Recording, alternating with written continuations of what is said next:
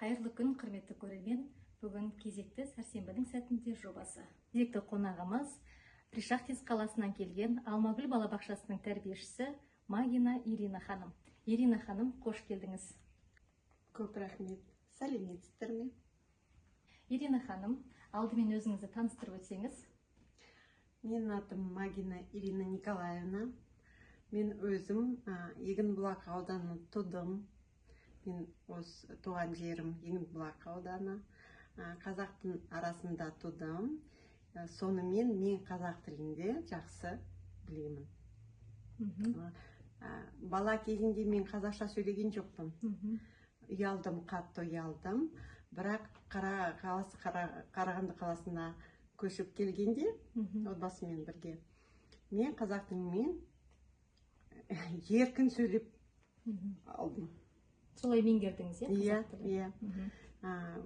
Мектептен, сосын колледжге барғанда, институт барғанда мен қазақ тілінде жақсы сөйледім. Сосын тұрмысқа шыққанда үйде отырып, қолымда диплом бар ғой, балабақшаның тәрбиешісімін. Балабақшаға барғанда директор маған айтқан: мен сіздерді жұмысқа алам, бірақ менде бір условиясы бар, шарты бар. Бізде әр әріптес қазақ тілінде сөйлеу болу керек. Мен жақсы, мен білем қазақ тілінде. Қалай білесіз? Солай білем. Жарайды, қазір экзамен, емтихананы саған беремін. Жарайды, әр сұрақтарға жауап бердім. Жақсы айтты. Енді 2 апта қазақ тобына жұмыс істейсіз. Сосын қараймыз. Алам ба сізді, алмаймын сізді? Жарайды, айттым. Қазақ тобында 2 апта жұмыс істедім. Үлкен тәрбиешімен емтиханын өттім. 5-ке. Тамаша. Иә, сосын директор айтқан: енді бәріміз Ирина ханыммен тек қана қазақша сөйлейміз. Тілді дамыту керек. Айттым, жақсы. Сонда енді балабақшада мен 20 жыл істеймін. 20 жыл мен әріптестермен, қазақ тобында әріптестермен мен тек қана қазақша сөйлеймін. Тамаша, керемет. Сіздің құлшынысыңыз, талпынысыңыз бұл жерде, өзің ерік жігеріңіз мықты болып тұр ғой, қазақ тіліне деген. Өзіңіз сияқты қазақ тілін меңгеремін, үйренемін деп жүрген жандарға қандай кеңес берер едіңіз? Күнде мен қазақ тақпақты үйренемін, балалармен үйренемін. Өлеңдерді, тақпақты. Сосын даже өз ұлымнан біз дүкенге келгенде, ол маған сұрайды: мама, мынау қазақша қалай айтады? Маған айтып берші. Жарайды, саған мынау нан, мынау сүт, мынау жұмыртқа, мынау май. Қазақ тіліне қалай айтуға бола ма?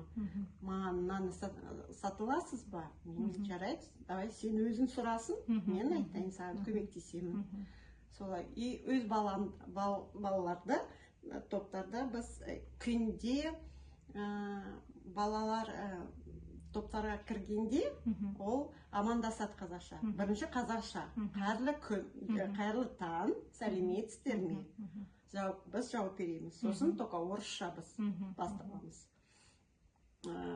Сұранат бар. Кешке дейін сұранат, қазақшасы сұранат. Қазақша. Иә. Бұл негізі аралас балабақша ма? Жоқ, менде аралас емес, менде топ аралас. Көбісі қазақтар балалар бар, орыстар бар. Біз топта мен 2 тілінде сөйлеймін. Кішкентай балаларға осы сәби жасынан бастап сіз рухани құндылықты үйретіп келе жатыр екенсіз, тақпағыңызды жаңа айтып отырсыз өзіңіз. Күнде тақпақтар. Ертегі айтып беретін шығарсыз балаларға. Ертегі, қазақша. Балаңызға Театр қоямыз қазақша. Сахналық қойылымдар. Сонымен балалар жатап алады.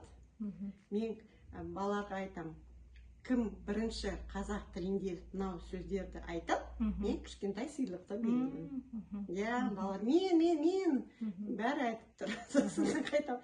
Күнде біз қайталамыз. Апта күндері, жыл мезгілдері бәріне күнде жатамыз. Еңбегіңіз жансын. Рахмет. Еңбегіңіз елене берсін. Жалпы енді өзіңіз қазақ тілін жақсы меңгерген екенсіз. Қазақтың ұлттық тағамдарын білесіз бе? Тағамдар, иә. Сүйікті ұлттық тағамыңыз бар шығар? Мен өте наурыз көжеді жақсы көремін. Қазы қарты, бес пармақты үйде де пісіремін. Наурызда обязательно біз қымыз ішеміз.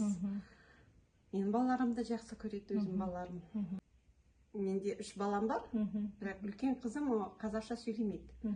Екінші қызым ол қазақ тобына 3 жыл барған, жақсы біледі. Бірақ сөйлемейді, мен сияқты, но түсінеді. Қазір ұлымда да үйретемін. Балабақшадағы балалармен қатар өз балаңызды да қатар тәрбиелеп жүрсіз, иә? Өз баламен, кішкентай баламен, ұлмен мен әр сайысқа қатысамыз біз. Қазақ тіліне өлең айтамыз, тақпақ айтамыз, уже 3-ші орын алған, 1-ші орын алған. Жетістіктеріңіз бар екен. Сондай, иә, мотивация сондай. Ал жалпы өзіңіздің жетістіктеріңіз бар ма осы? Бар. Үйрену барысында. Бар. Абай Құнанбаев мына 180 мерейтойына арналған Достық үйінде облыстық фестиваль болды. Мен тақпақты өлеңді айттым, қазақша өлеңді айттым Абайдың. Әкімнің сыйлығы болды. Тіл үздігі. Әкімнің сыйлығын болдыңыз. Алдым. Құтты болсын. Рахмет. Сондай мотивациясы бар менде. Жаңа өзіңіз айтып қалдыңыз, Абайдың өлеңін оқыдым деп. Қазір қолқа салсақ сізге Абайдың бір өлеңін бізге де оқып берсеңіз. Абай Құнанбаев. Домбыраға қол соқпа. Домбыраға қол соқпа. Шымырлатып бір-бірлеп. Жүрегім соқпа, кел тоқта. Жас келер жүзге, жүрлеп. Қайғылы көңілім қайдағы. Бұрынғымды жаңғырттар. Қайраты алып бойдағы. Басымды қайғы қаңғырттар. Ирина ханым, бүгінгі сұхбатыңызға көп рахмет. Алдымызда республика күні келе жатыр. Мерекеге өзіңіздің ыстық лебізіңізді білдіріп қойсаңыз, біздің көрермендерімізге. Құрметті Қазақстан тұрғындары, Қазақстан Республика күні құтты болсын. Еліміз аман, жұртымыз тыныш болсын. Біз бәріміз Қазақстан шаңырағында бейбітшілік, тату болайық. Рахмет, көп рахмет сізге. Еңбегіңіз жана берсін. Рахмет. Құрметті көрермендер, бүгінгі сұхбатымыз осымен аяқталды. Келесі сәрсенбіде жүздескенше.